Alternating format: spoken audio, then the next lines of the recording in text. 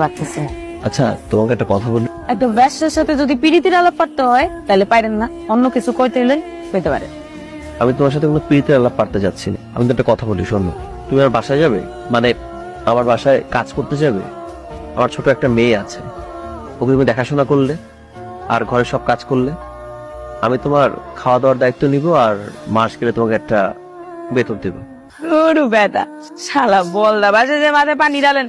দেখুন আমি যা বলছি একটু ভেবে দেখ, আমার রুহিমাটা সত্যিই একা, ওর জন্য একটা মানুষ দরকার। আপনার মায়ের নাম রুহি? অনেক মায়া আছে নামটাতে। তোমার জীবনে একটা পরিবর্তন দরকার। তোমার এই পেশা একটা ঘুরে ধরা জীবনে তোমাকে টেনে নেবে, আর তোমার সাহায্য পেলে আমার বাচ্চার জীবনটাও সুন্দর হবে। তুমি ভেবে দেখো। আমি ওনার কিছু কইতে পারতেছি না। এই গুণে ধরা পোকায় খাওয়া জীবনটারে আমি বাদ দিয়ে রাতে চাইতেছি। ভাগ্য যেদিকে নিয়ে যাবো ওইদিকেই যাবো। আমি এখানে আপনার জন্য অপেক্ষা করব, আপনি আমার কথাগুলো ভেবে দেখবেন।